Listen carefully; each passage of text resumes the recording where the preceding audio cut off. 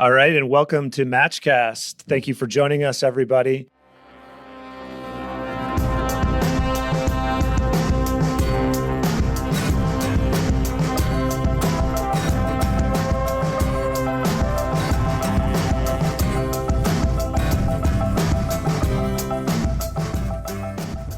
We are very excited today to be joined by friend of the pod, Ryan Evans. Ryan, thank you for joining us. Thanks for having me. I appreciate it. Absolutely. Ryan is the co-founder of Tend.io, which is an analytics software we'll hear more about later in the pod.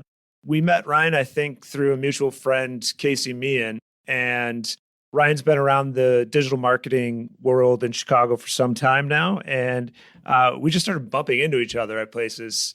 Apart from a couple of planned times over the years where we'd grab a lunch or whatever, there were just too many times where we run into each other either at events or literally on the street in the same neighborhood. So happy to formalize this conversation. Yeah, absolutely. It's a small world. It absolutely is. So we're going to talk about analytics, specifically some things that are going on in cross-device analytics and people analytics. But let's start with the big picture. Ryan, why do analytics matter? Why should we care about this?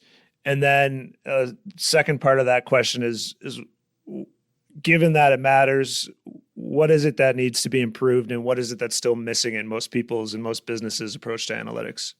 If you talk to most people, and as you know, back in the day, I had a small agency. And whenever we took on a client and kind of dug into the project, the conversation would always go something like this. I'd say, all right, we're ready to make you rich. But before we do that, let's just take a look at where we're at. What kind of things are you doing? And they'd say, oh, well, we're doing some Google AdWords and we're blogging and, we're doing some Facebook ads. And I'd say, okay, that's great. And then I'd say, so what's working best for you? And that's usually where they'd say, they just kind of reiterate what they just told me. Well, we're doing some AdWords and we're blogging. And I'm like, yeah, right. But what do you find kind of is working, or where do you have success? And they had no idea usually. And almost all of those folks had Google Analytics installed on their site. It's just that they don't look at it. And I'm sure you see this all the time too. And it's not that they don't want to know what's going on. It's just that Google Analytics for most people kind of presents things in a very deep, very robust, very powerful way. But for a lot of folks, it's overwhelming and they don't know where to start. They don't have a lot of times, like the level of understanding to even get into what they need to look at. And they don't know how to set things up properly. They don't know what they're looking for. And if they did, they wouldn't know exactly how to instruct someone to set that up. So that's kind of the biggest problem, is that just most people have no idea what's going on. And so what we set out to solve is to make that really easy, where you can just copy and paste the code into your site. You didn't need a programmer. You didn't need to have really any kind of forethought into things that you wanted to track or things that you wanted to think about. You just copy and paste and then open it up. And we wanted to provide kind of an intuitive understanding of what was going on. So that's kind of what we did. Got it. Sounds great. So, as far as GA goes, we see that all the time. People either don't know exactly what they're measuring or what they're looking at, and then they don't know how much confidence they should or could have in what the outcome is, because they don't even really know what it is that they're tracking. And then let's say that you've worked with somebody who's an expert, or you're pretty technical yourself, and you do understand exactly what you're measuring. Even in that case, we in our professional work with clients can sometimes struggle with like attribution. Are we talking about, because Google Analytics is session-based, it's always like, oh, is this the last, we're just getting the last click right before the purchase. What about all the things that maybe happened over the last 6 months that we're never going to know because their friend mentioned this business to them at dinner, and then they saw it on a CTA, ad, and then they saw a Facebook ad, and then they got a new phone and they clicked a Facebook ad once and bought the thing. It's like, oh, Facebook ad purchase. So that can be really hard to figure out. And if you look into analytics, you start thinking all those things as a business owner, you have so much else to do. And you're like, I don't even know what this is telling me. The person said they clicked a Facebook ad. I get it. I don't know why. I don't know why I need this. Yeah. I mean, this is another kind of thing that bothers me a bit about Google Analytics. And the way I sort of explain this is that if Google Analytics were explaining, say the book Moby Dick to you, it would explain it like Moby Dick has 500 and some pages. The average words on the page are X, and the average time it takes people to read the book is Y. And, it has this sentence structure, and it could tell you everything about Moby Dick in excruciating detail and really analyze it. And yet you would have no idea what the story is about. So you'd have no idea, kind of the arc of the story. And so that is essentially what attribution is. And a lot of people try to get very scientific with attribution, and that definitely has its place. But this is where it really breaks down for folks. Is what we set out to do is kind of just explain the story. Okay, so this person originally came from, let's say, a Facebook ad. They looked at your site, they clicked on a few of these pages, they left, they came back from a retargeting ad, they signed up for your newsletter, and then they Googled you and converted either as a client or a customer. And then after that, they exhibited these behaviors. Maybe they were on your site a lot. Maybe they weren't, and then they canceled a few months later, or they weren't a great client. We try to tie that entire story together, and that's just, the fancy word for that is attribution. And if you have lots and lots of data, if you're a big company, you'll want to dig into a lot of those numbers and kind of see that.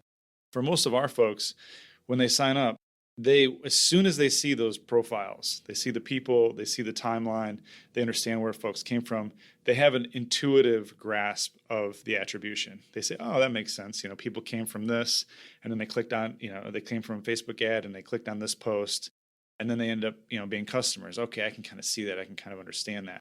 And that's how we try to explain attribution. I mean, we allow people to group their contacts by different things. Say, here are your customers. Now, here's a kind of a simple scan of their story. And then if you want to dig into it a little bit, you can. But attribution is vitally important no matter how you look at it, because that's actually how people buy. So there's a misconception, and I think it's perpetuated by the old sort of AdWords stories of people would say, hey, I got 10-cent clicks, and people would convert and I would make a bunch of money. But that is very rarely the case, that you'll find one channel or one single thing that drives a conversion right to a sale. Right. It's like the marketing 101 story where you have to touch somebody 6 times before they buy. That's right. That's absolutely right. And so it's important since that's actually how people buy, it's important to sort of look at it in that context as much as you can, understand that story. So if you have just simple things like, hey, this ad is driving a lot of traffic, but it's not converting. But when you combine that ad with, say, this retargeting idea or this series of emails or whatever it is that you're doing, then it actually does convert. And that's really where you can get a lot of power and a lot of insight, is just kind of constructing that whole timeline and kind of seeing what works. Because, one click close doesn't really, it doesn't work. And that's how a lot of things are displayed. Like if you see things in a table, you'll see the different traffic sources and the conversions, but the story usually is much more complex than that. Yeah, and then you see all the, say, AdWords clicks or the Facebook ad clicks, kind of what you're looking for. Maybe we're looking for is this sort of agency that might be running those ads, but then you just see all this direct and organic traffic, which organic traffic and direct traffic, of course, is wonderful. But a lot of times that's because they saw something else along the way, as we're kind of positing that most purchases are multi-visit purchases. And so attribution is kind of a fancy word. We talk a lot about analytics as being cross-device or not. But really, when you simplify it, and this is what we like about Tend a lot, is it is really simple. And I think what you were getting at, Ryan, is it's just people-based. You see the person and you're like, let's start with this person. How many times did they visit the site? What pages did they see? When did they come back? It's just really interesting to see. And we have some clients that whether it's Tend or other cross-device analytics tools that we use sometimes, it's just really interesting to see when you see somebody buy something that is responding to an ad that we ran. And then, this is now February. And then we'll say, oh, whoa, they also visited in October. And this client I have in mind is almost purely paid traffic. So it's surprising to us and to them that someone who visited 6 months ago is now clicking an ad and coming back. But without this kind of people-based analytics, you would never know that. You just assume click buy or not. That's right. That's the more common case of the universe, right? I mean, people will be introduced to something and talk about it for years, and then finally, make a purchase or make a recommendation. And when you see that organic search traffic or the direct traffic, those people had to know about you somehow, right? So it's really, usually if there's a conversion there, that's just the last step of the process. You're just missing the story, before that. So the more you can construct that, and even just think about it. I mean, as an agency, if you're driving awareness for clients, the more sophisticated clients understand that awareness is valuable, that getting someone's attention and, having them think about you is extremely valuable. More short-sighted approach is, hey, we've gotten all this traffic from Facebook, but, I don't see any conversions, 2 days after you've done this campaign. And it's like, well, yeah, because that's just the first part of the process. Right. And then Facebook and AdWords and a lot of other tools like Tend are giving us more tools to understand that picture and kind of tease it out. Thinking about Facebook ads in particular, as they're launching things just in the last couple months that allow us to retarget website traffic by people who spent, who are in the group of top 25% time on site. And so now you're starting to build more of a story, and you can kind of sequence or daisy chain ads together based on the fact that they visited last month or didn't, or based on the fact that they watched your video to the end or just skipped it right away. So we're doing a lot of people who watch 75% or 90% of a video as an introduction, as a first piece of awareness of your business. And then if they watch 75% of it, you can show them something else. And so having analytics that shows what's happening on your website, and then to be able to segment and reach people based on those sorts of behaviors is really key to be able to kind of handhold the person along through their consideration of your product or service. So I'm getting that analytics should be easier to understand for the person. And we're talking about people who use Tend tend to be small business owners, I would assume. Yeah, small to mid-sized companies. There's definitely a point at where the larger you get, the less useful Tend becomes, because we do place so much emphasis on either individuals or groups of individuals. So yeah, it's small to mid-sized companies. Great. And so sometimes these people don't have, tons of time to sit in their analytics and try to figure it out. They want the most important information right away. That's right. Yeah. And, I mean, a lot of it really does come down to simplicity and intuition, just showing, say, okay, this makes sense now. I can kind of understand. Now, we do have a search component to our product, which allows people to dig really, really deeply into their data. But really what we're trying to do is almost introduce to people analytics who have had an allergic reaction to it before, of say, hey, look, when that first few contacts start rolling in and they see it, they're like, oh, wow, okay, I see how this works now. So that's kind of our goal. And we even, we will refer people to other analytics packages if they're a certain size or have a certain need. Like a high volume e-commerce company for us, it's not usually a fit. But if you're a smaller company, or if you have high ticket items, then it's usually a really good fit. High ticket items with a longer sales cycle, maybe? That's right. Yeah. So, and usually there's a correlation. That the more expensive, the more trust that needs to be conveyed. So there's usually a longer sales cycle, marketing cycle there. So yeah, those tend to be better fits for us. So we find this to be true in a lot of businesses where people-based marketing makes a lot of sense. Like you said, high lifetime value, long sales cycle, or sometimes it could be an e-commerce company or something that maybe the lifetime value doesn't have to be as high, but the focus on a reorder rate and getting people to have a longer term relationship with your business. It's the sort of thing where you really want to have cross-device or people-based analytics of some sort so you can understand that picture. Right. Yeah, we had that aha moment that Ryan's referring to, one of our first lunches where we met, we threw Tend on Matchnode.com, and we do have a long sales cycle and a high value of the people who become our clients. So this I find to be true of a lot of cross-device tracking and analytics that you want to invest in, is that it does take some time to see like a full cycle happen. So we put the Tend code on our site, and then frankly forgot about it 9 months later after another time where we bumped into you. He came back and looked at it, and I was like, whoa, look at this. It was like in the last, 8 months, these 5 or 6 new clients that we got, we could see it just showed to me so much more clearly than I'd ever seen in GA that this is where the people came from. This is where we need to focus. Awesome. Okay, so let's get into a little bit of the nitty-gritty of cross-device tracking. There are a couple different ways to do it. When some people think about cross-device tracking, maybe the easiest way to start thinking about it is to think of Google and Facebook, because a lot of people are signed into Facebook or Google all the time on multiple devices. So it's very easy for Google to know that I'm Chris and I have this laptop that I use at work, and I have a tablet that I use at home, and I have a phone that I'm walking around with all the time because I sign into those services and stay signed in.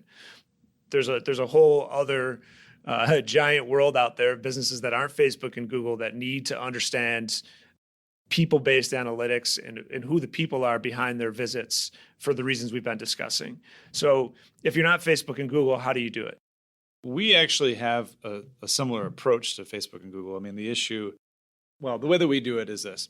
So if somebody goes to a website, they're anonymous. As long as they don't do anything, they click around on some pages, they come from an ad, they're anonymous. They come back later, they're anonymous. When they enter their email into any form field onto the website, then we now identify them. We associate that email with that person, and then also show some profile information on that person. If that person also has been visiting from their phone, they are anonymous up until the point where they enter their email into any form field using their phone. So if they do that, then we merge those two devices so that you can see one profile. So usually what we have found is that usually if people are visiting multiple times from a site or any kind of significant times to a website on both devices, they will end up logging in at some point on both of those devices. So that's kind of how we do it. It's not perfect, but also, nothing can be perfect unless you have ubiquitous sort of data, which nobody has. So it's not perfect, but it works pretty well in merging those profiles. So in the case of the 2 anonymous visits that happen before they enter their email address in the 3rd visit in this example, those 2 anonymous visits, do those get linked? Do you recognize that it was the same device and the same person when that 3rd visit happens and you connect them all? Yes. So as long as as long as we know that mobile device belongs to that person, then yes, it's all tied together. We just have to have that one piece of information. Before that, we know that it's all one user. We just don't know who that user is. Right. So you could visit 75 times from the same machine, and you would show, this same machine, and you probably have like a random identifier of that machine has visited 75 times, but they've never signed up. They've never put their email address in. So you're just like, this is an anonymous user who keeps coming back 75 times over a year. That's right. Yep. And if on the 76th visit, I decide that I'm going to sign up because I want to get your newsletter or I buy the, thing that you're selling, now all of a sudden you have 76 visits that all have my email address. That's right. Yep. And I might have visited from Facebook. I might have visited, from Google search. I might have a ton of direct visits, and all of those will sit under my email address. That's correct. Yep. Now, then there's another device that has 20 visits over the same time period, and it's a different device.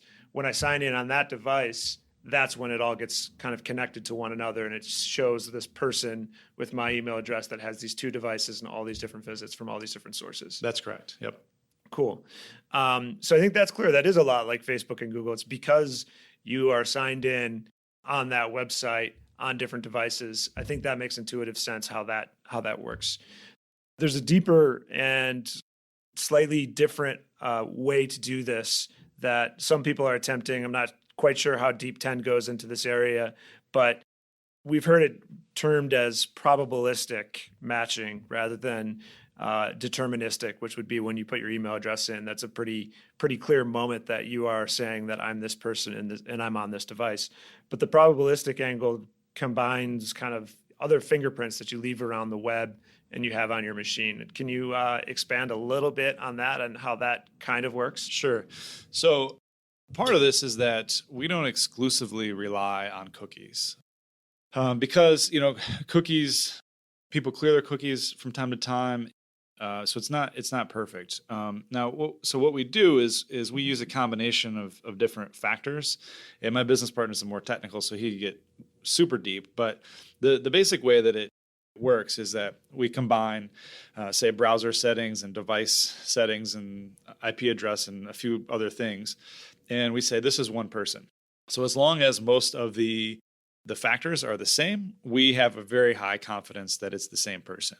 And that's kind of what you're talking about there a little bit with a probabilistic analysis of who that one individual, or I'm sorry, that is one individual. Now, we don't make any attempts to identify that person until they have volunteered their information. And to us, that's just a line of it's kind of, once they provide an email address and they're saying, yes, I'm this person and I agree to, I'm agreeing to be identified. And so they're kind of saying, it's game on. So we will never make an attempt to identify people prior to that moment. It's kind of like an opt-in moment where you're saying, it's cool that you know who I am. This is who I am. I'm willing to trade identification for whatever it is you're offering me. That's right. Yep. So somebody opts in, that's cool. I guess, though, there are some businesses out there that don't ever get the person's information. And what's kind of interesting and maybe out on the edge of these cases a little bit more is, and not something that Tend does, but if I sign into, say, Chrome on a couple different devices, if I have a work computer and a computer at home, all of my Chrome settings and all of my extensions and all of my cookies even can pass from one version of the browser to the other, same browser now across two different devices. That's the kind of thing that some people can use, not to know that, I'm Chris, but just to know that these two devices likely belong to the same person. Right. So this is an interesting thing that I think has a lot of implications in the future as these kind of extensions of our, psyches and consciousnesses that come through our devices start to get more and more embedded in our lives, that different companies are going to be able to figure out who you are. And so, is this creepy? Yeah, this is a really good, interesting philosophical question. And, it depends, right? I mean, it depends on how it's used partially. It depends on how we look at it as a society as well. But simple kind of a way to think about it is, if let's say you go to a store and you talk to a clerk, and you have an interaction with them, you talk to them, you leave, and then, they send you like a thank you note later. I mean, is that creepy? We don't think of it as creepy, only because that's just like a normal thing that we think about. Right. This technology is all new, so almost a lot of it just feels like the idea of it feels creepy. And yet at the same time, when we return to Facebook and we're automatically logged in, like, that doesn't seem creepy. Posting pictures of our kids publicly online now doesn't seem creepy. Although if you would have talked about that 20 years ago, people would have thought you were crazy to share your location and your pictures and your video and intimate, details of your life with the public. That would have been creepy. So I don't know that there's an answer. I do think that there's a danger that companies need to be aware of in being responsible with the data that they collect and the data and how they use it. I think that's a pretty big, kind of responsibility.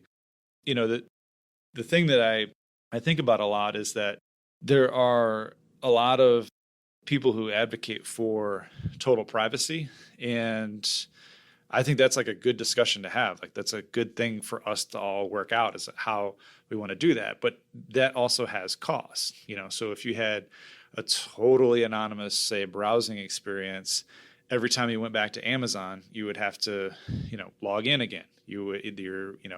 Things wouldn't be as customized. You wouldn't have, things wouldn't be shown as optimal a way. The ads that you'd see would be different. And so there's a cost to it. And also, the other sort of thing about this is that the web has decided to go on this sort of freemium model, which is, I want Facebook. I want all the features of Facebook. It's great, and I don't want to pay for it. Yeah. I want to read the news. I want it to be good, and I don't want to pay for it. And all the applications that we use that are like that.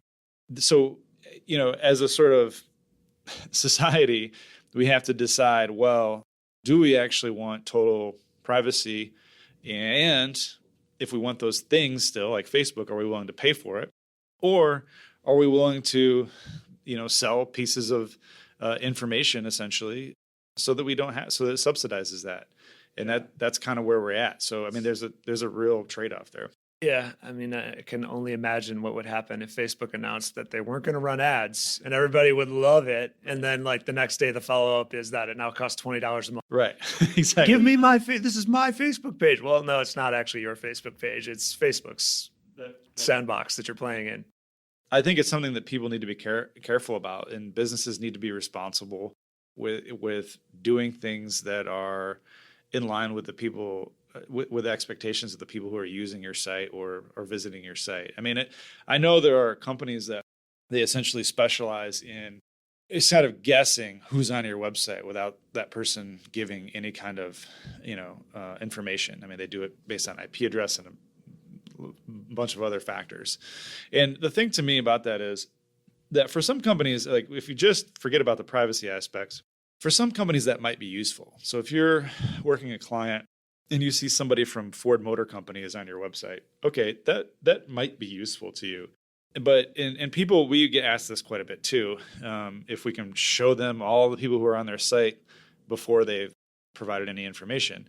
And even if that's like technically possible, I actually don't know how useful that is. So if you all of a sudden, starting today, knew that there were thousands of people on your website and you knew the identities of all of them, I don't know that helps you a lot. No, because what are you going to do? Reach out to me like, I saw you on my website. I'd be like, so? Right, exactly. That's right.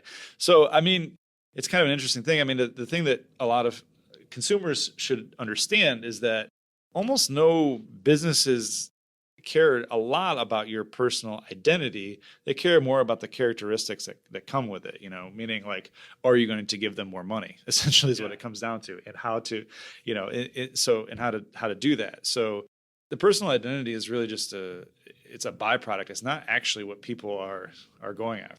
Right. Well, it is a super interesting discussion. I mean, I think it's important for people to be realistic about the fact that all these things we get for free, quote unquote, free online, I've seen it written or said that if you're not paying for the product, then you are the product. Your data is the product, and the information that you're sharing is the product. So it's a super interesting discussion. The federal government has now commented on it and released a report that the FTC put out last week. We're in February now, and they kind of summarize some of the things that Ryan has been touching on here, which is there's pros and cons.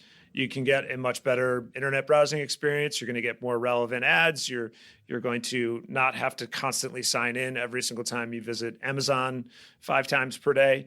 But then there's, of course, a downside where this sort of privacy and people not really understanding what that trade-off is, and especially implications for the future. So we'll throw some of these items in the show notes, as Ryan's been talking about different kind of views of how you see a person versus a bunch of web visits. We'll throw some screenshots from that into the show notes. And Ryan, we super appreciate you joining us. Is there anything else you would love to mention about Tend.io or anything else before we wrap up? I think that's it. We covered a lot of ground. So yeah, the site is just Tend.io. If anyone wants to take a look at that. I'm also on Twitter. Just my handle is just Ryan Evans. So I'm happy to chat with folks, and I love talking about business. It's kind of my sports. So anytime anyone wants to talk, I'm game. Yeah, please hit up Ryan. Please try out Tend, and always feel free to reach out to us at MatchNode if you have any questions or thoughts. We'd love to hear your thoughts on cross-device tracking, people tracking. Is this creepy? Do you know this is going on? Are you happy with the trade-offs? Thanks again for joining us, Ryan. We super appreciate it. Thanks to everybody for listening, and we'll talk to you all soon. Thanks, Chris.